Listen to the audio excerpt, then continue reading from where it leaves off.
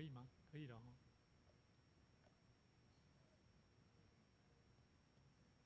各位线上的弟兄姐妹朋友，还有每一位弟兄姐妹朋友，我们大家很高兴我们能够在今天的早晨，我们一起来敬拜神。邀请我们能够将手机转为静音或转为震动，让我们一起在神的面前一起来领受神丰富的祝福。我们一起来唱一首诗我们一起在神的面前，我们来做信仰的告白。我信上帝全能的父，创造天地的主。我信我主耶稣基督，上帝的独生子。他从圣灵感孕，由童贞女玛利亚所生，在本丢比拉多手下受难，被钉于十字架，受死埋葬，降在阴间。第三天从死人中复活，升天，坐在全能父上帝的右边，将来必从那里降临，审判活人与死人。我信圣灵圣而公的教会，圣徒的相通，罪的赦免，身体的复活，永远的生命。阿们。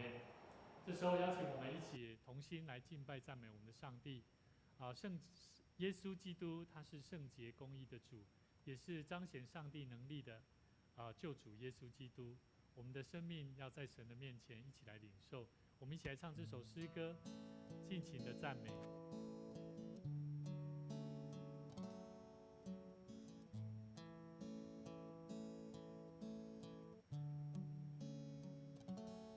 耶稣，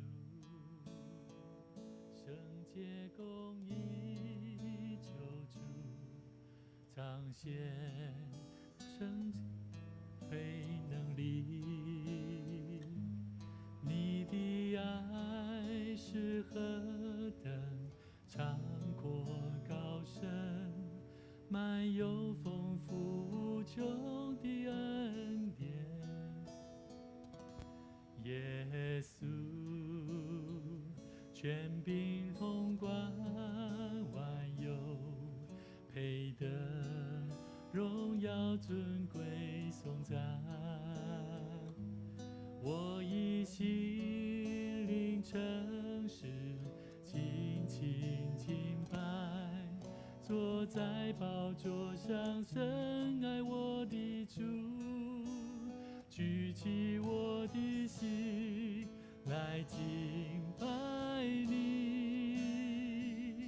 用生命来回应你的爱。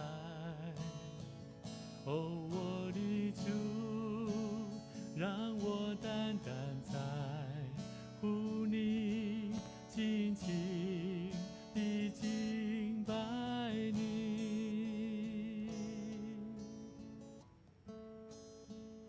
我们再一次从头一起来。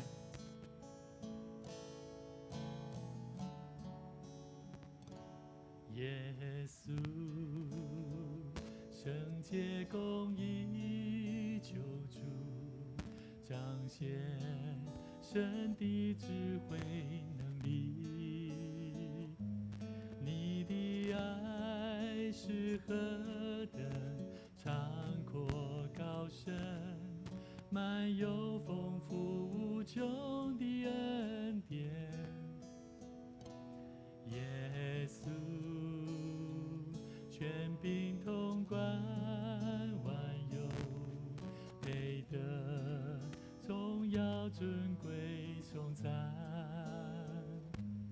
我以心灵诚实尽情敬拜，坐在宝座上深爱我的主，举起我的心来敬拜你，用生命来回应你的爱。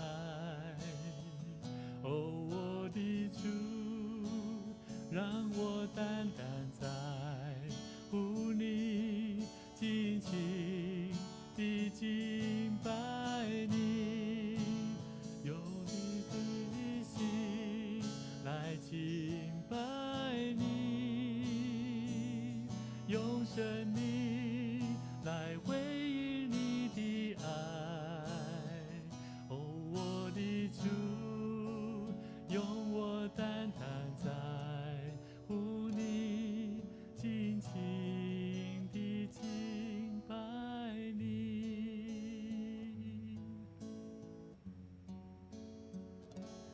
紧紧地敬拜你。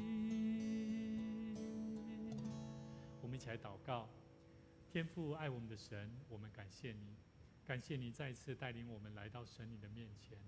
我们恳求你圣灵来充满我们的心，安静我们的灵，让我们用心灵跟诚实来敬拜主。主啊，我们要更加谦卑在神你的面前来领受神你生命的真理及话语。求神来祝福我们，在我们生命里面，我们需要神的话语作为我们生命真理的道路。恳求你做我们生命脚前的灯，路上的光，带领我们走前面的道路，得蒙神的喜悦。愿主你也赐福我们以下时间。祷告奉主耶稣基督圣名来求，阿们。各位弟兄姐妹，大家平安。这时候我们一起同心来做奉献。我们透过奉献来回应神的赏赐，让我们一起在奉献当中来经历神大能的赐福。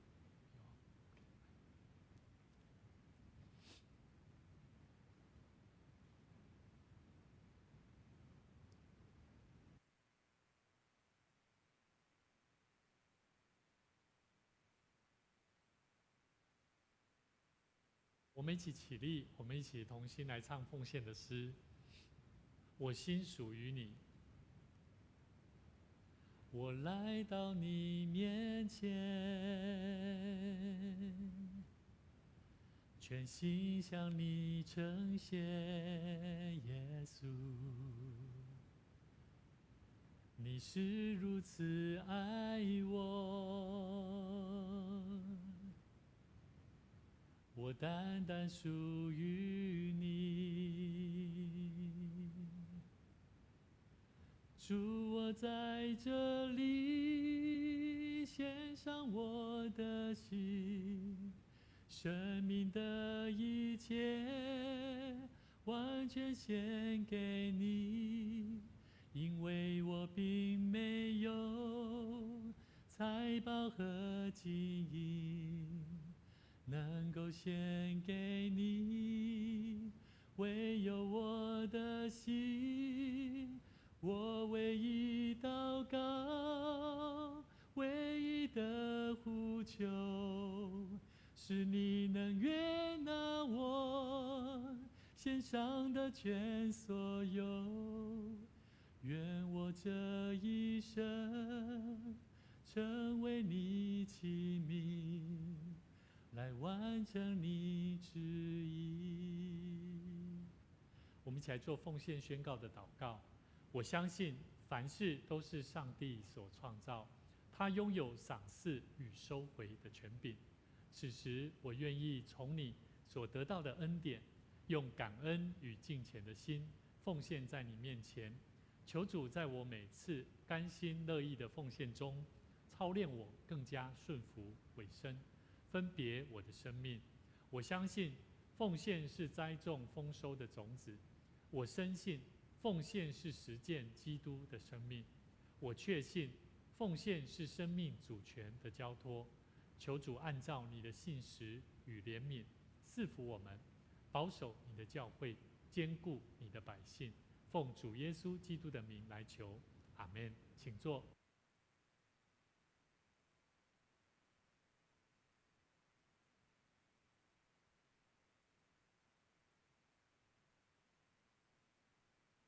这时候我来报告教会的一些消息。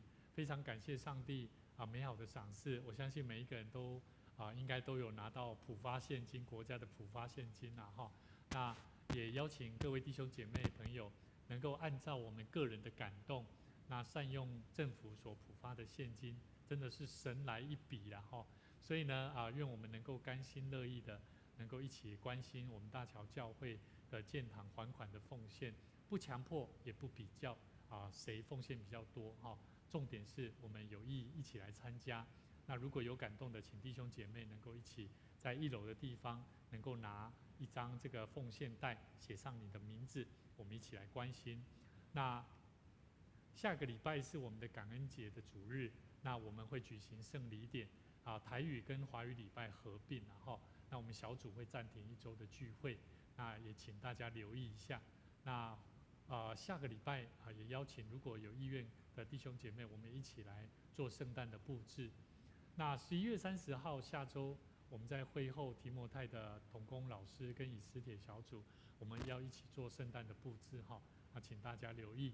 那我们在1楼的地方有提供这个圣诞的缎带，那如果你有喜爱的，如果家庭有布置圣诞节的，也欢迎各位弟兄姐妹可以来购买。那下个礼拜接下来的礼拜6，我们的姐妹弟兄他的爸爸父亲过世，那也邀请如果有意思能够大家有感动的那也预备我们自己能够一起来关心我们的肢体。那今天牧师要跟大家分享一个主题，叫做神的恩手在那寻求他的人身上。那我想要问各位一个问题在你有没有看到这个图这个图像是室内布置的图我们在家里有没有在室内布置？有吗？会室内布置吗？会吧，稍微嘛就是说我们要怎么样去布置家里，然后我们会可能去 IKEA 可能去买一个书柜啦然后书柜都会有一个使用说明书，那个使用说明书我们会拿起我们的螺丝起子去装修去组装。那我觉得我们的人的生命当中有点像是我们所在观看我们所买的某一项的产品，它都会有附一份叫做使用说明书。那在我们的生命当中，我们每一个人都有那使用说明书，需要各自去管理好，甚至如何去使用的机会。所以呢，很多时候当我们要如何去使用我们生命当中每一个人自己生命的说明书，我觉得这是我们今天牧师想要带给各位大家一起来认识了解的。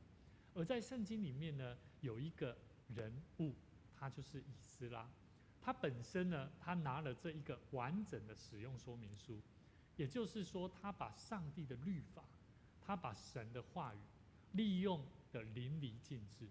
而在那过程当中，上帝也意外当中的让他感受到上帝的祝福何等的大。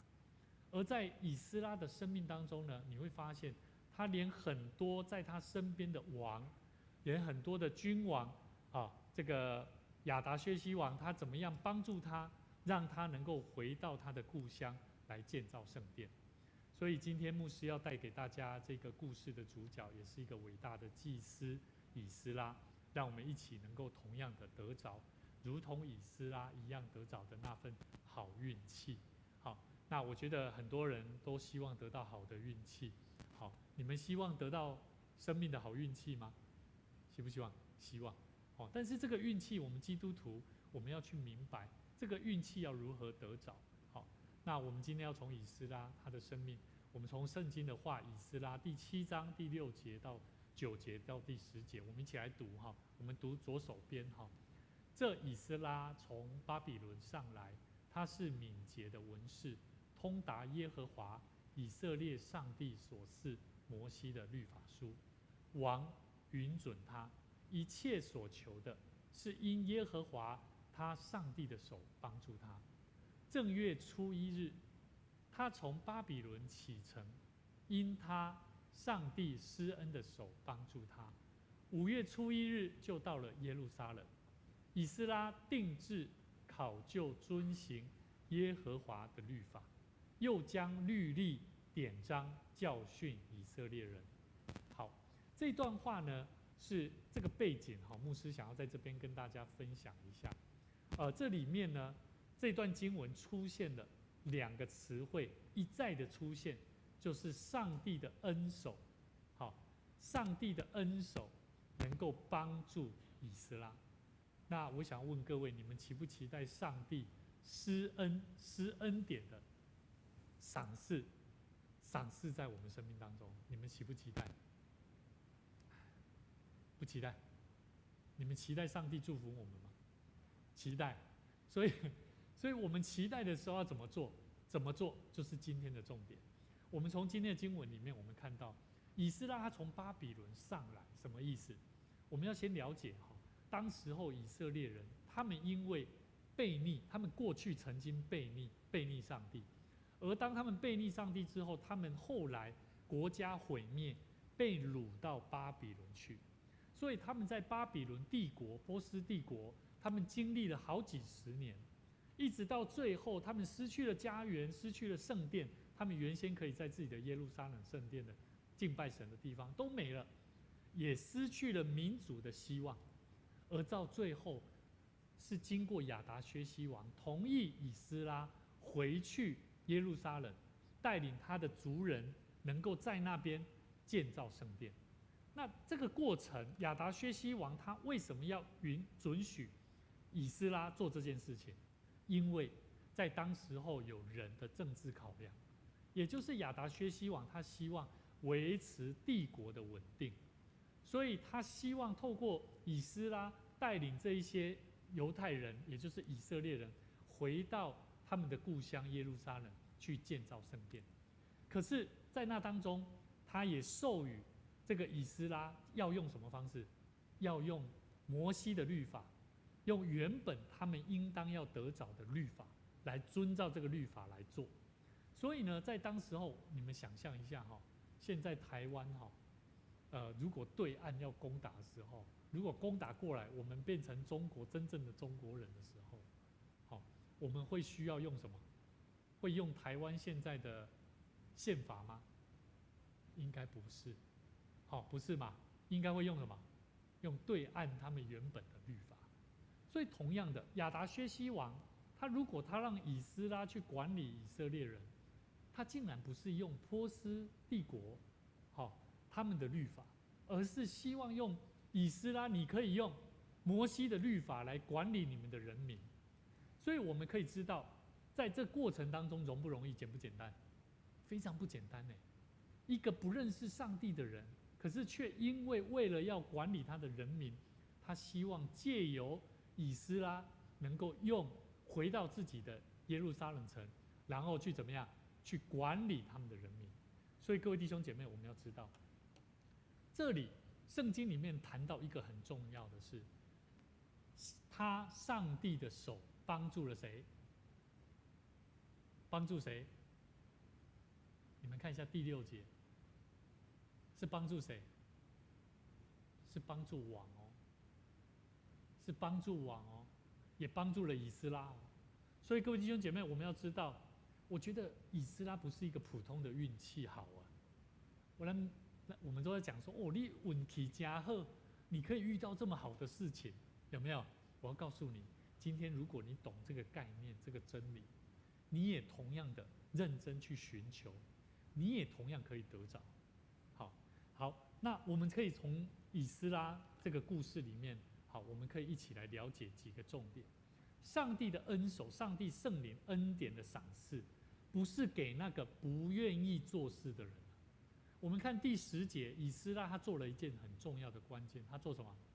他立志，有没有？而且他怎么样？他考究遵行耶和华的律法。这个是我们今天谈论的重点。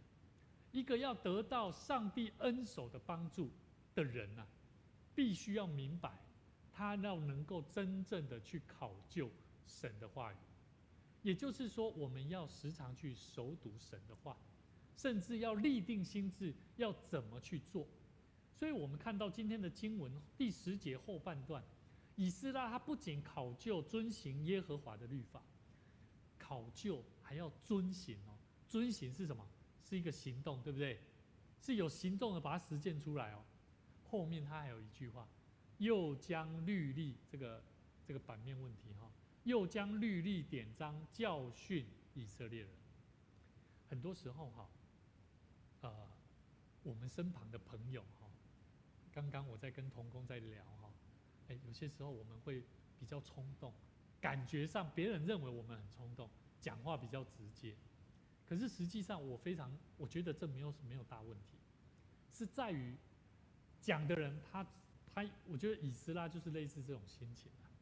当他知道这个真理对一个人的生命何等的重要的时候，他会知道怎么样迫切的想要去教导啊。所以我相信有在我们的华语群组的弟兄姐妹朋友，我们会看到有人很乐意去传递正确的讯息。可是当有人去得着这个讯息的时候，会很反感，而且会怎么样？会突然间暴跳如雷。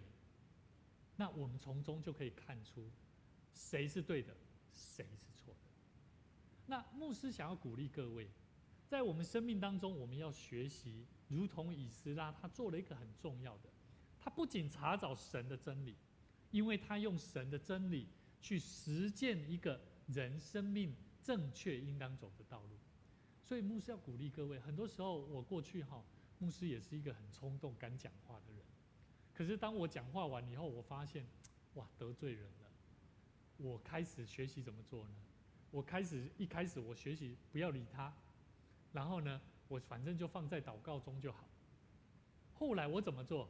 我求神给我智慧，让我勇敢的去告诉他，说抱歉，我那一天讲的那一些话让你感到不舒服。好，所以在我们生命里面圣经里面其实教导我们如果懂得亲近神的人，神会帮助我们，我们所传递的真理，我们所传递的正确的事项，会帮助一个人。所以我们一起来看诗篇145篇18到19节说：凡求告耶和华的，就是诚心求告他的，耶和华便与他们相近。敬畏他的，他必成就他们的心愿，也必听他们的呼求，拯救他们。我们都希望上帝拯救我们，对不对？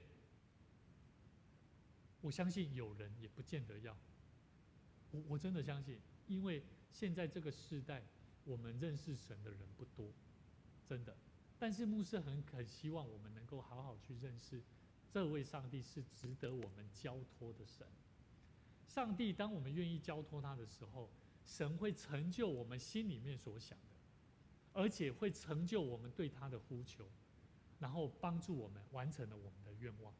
所以各位弟兄姐妹，圣经里面讲这句话，以斯拉他就是一位诚心求靠神的人，他不是求自己的名声，而是求上帝国度的复兴跟上帝律法的重建。所以各位弟兄姐妹，在我们生命当中，牧师用3个东西也是今天我们谈论的重点。好，学习我们要学习考察研究，我们不一定不必要做一个专业人士了，但是我很喜欢同工私底下告诉我的我们要不断的去做学习啊，新的事物要不断的去学习成长。只要我们愿意学习、认真，做一个好的学生，我相信我们会学到很丰富的智慧。第二个我们一起来看一段圣经节，使徒行传17到11节说：这地方的人比帖撒罗尼迦人开明，热切的领受这道，天天查考圣经，要晓得所说的是或不是。我相信在座不管是荧光幕前的弟兄姐妹，只要听到基督徒在讲查考圣经，圣经里面有很多神的真理，我们一定会想，真的是真理吗？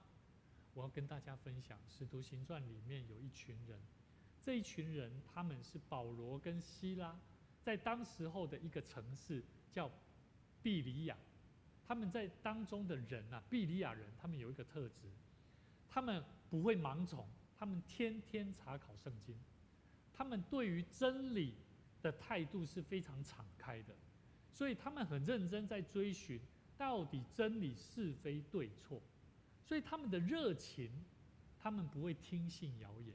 所以当时候保罗就写了这句话：这地方就是庇里亚人，比帖撒罗尼迦的人更开明，热切的领受这道，天天查考圣经，为的就是要领受真理所带给生命的祝福。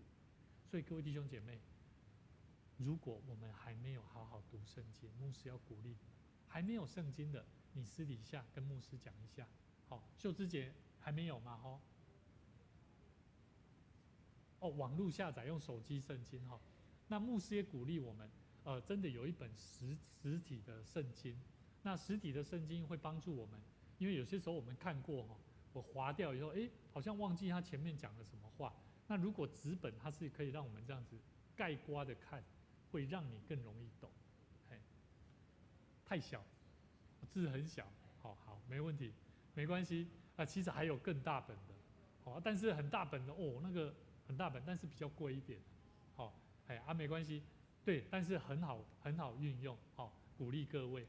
好，第二个我们要学习去遵行。我刚刚有讲，这个以斯拉他不仅立志，他还怎么样？他还去实践了，好去做。雅各书1章22节说，只是你们要做行道的人，好，不是要单单做听道的人，自己欺骗自己啊。我要跟大家讲哈，这个欺哄自己在原文的意思哈，原文希腊文的原文意思叫做错误的谬论证，错误的论证，也就是说，如果你不会行道，你只会听道理，其实你是错误的谬论在你的心里面在怎么样，在引导你。也就是说，我们要试着去走出来，好，要去走出来。我们所听到的道要去走出来。好，第三个就是我们要学习去教导人，去分享我们所领受的道理。彼得前书3章15节，我们一起来读哈，我们一起来读。只要心里尊主基督为圣，有人问你们心中盼望的缘由，就要常做准备，以温柔敬畏的心回答个人。好，以斯拉他第3个目标就是做一个很重要的动作，叫做教导人。好，当我们常常做准备，不是要你去背圣经，而是要你随时能够分享你生命当中上帝如何帮助你，你懂得会去分享。所以圣经里面说，只要心里尊主基督为圣的，我相信在座的每一个弟兄姐妹朋友，我们都是尊基督、尊上帝为圣洁、为神圣的。但是如果有人问你，你心中的盼望从上帝那边来，那请问你的心中的盼望的原因是怎么来的？你心中的盼望是怎么来的？你有准备好吗？你知道你的心中的盼望是怎么来的吗？圣经里面说，你要用温柔敬畏的心去回答个人。所以我过去牧师时常问一些基督徒，我问他说，你今天来教会你的感动是什么？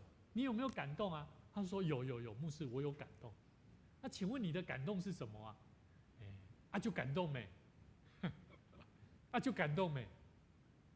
我们可以一听得出来，第一个，他吓到，这是吓到的回应；第二个，他没有温柔，而且他也不敬畏的心在回答。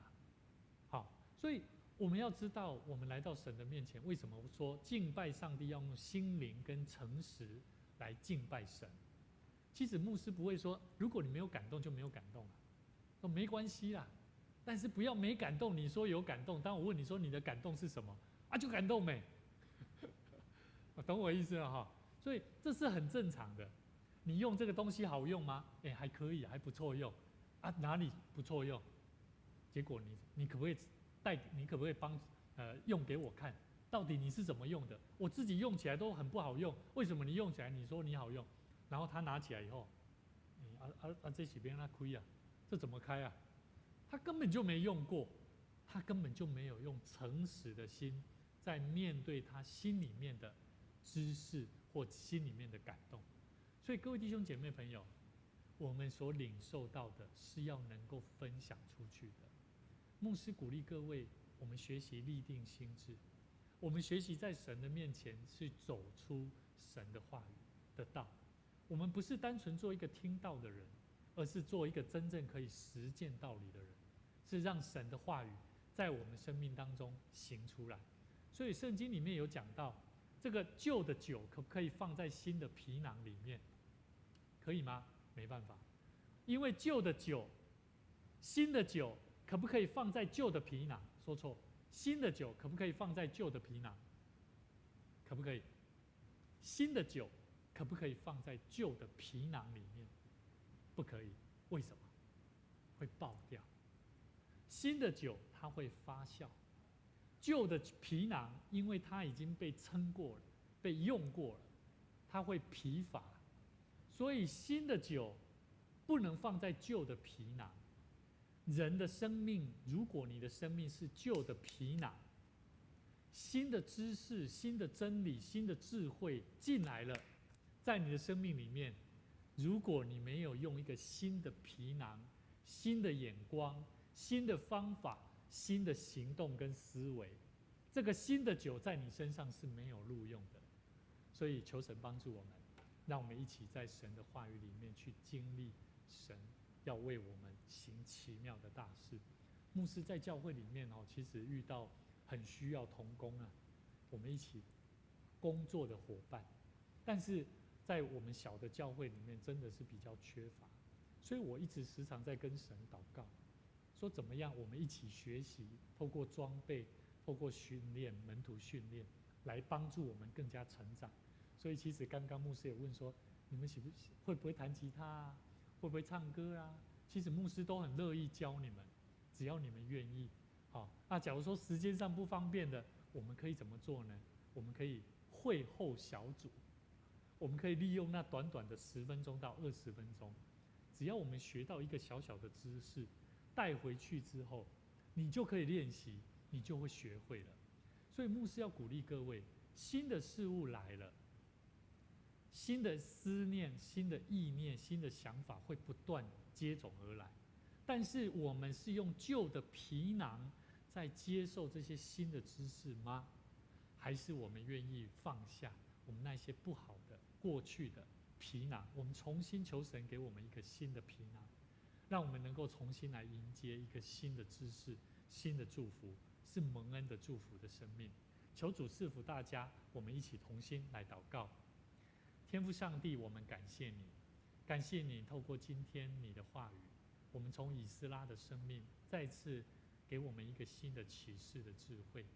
我们晓得我们需要一个新的开阔的眼界，当我们领受那新的真理知识的时候，我们需要不是活在迷茫的世界里面，迷茫的生命当中，不是软弱的，乃是靠主得以刚强的生命。求主你赐给我们智慧跟能力，帮助我们在每一次从你的生命的话语里面，能够真实的遇见主，真实的看见我们生命的需要。求主你带领我们，让我们时时刻刻从神的话语警醒祷告，学习与主你面对面，透过祷告，透过神与神沟通的过程当中，更多的明白祷告是会带给我们生命的力量，是因为神你透过祷告在圣灵的启示当中带给我们如何走人生的道路。向你献上感谢祈求，愿神你的恩典的话语祝福我们的生命，也祝福每一位在荧光幕前收听的每一位弟兄姐妹朋友。向你献上感谢祈求祷告，奉主耶稣基督圣名来求，阿们。愿主赐福大家，在每周日的早上11点到12点，我们的华语礼拜时间，也愿主赐福我们，让我们一起在神的话语当中一起领受神的真理。愿你平安。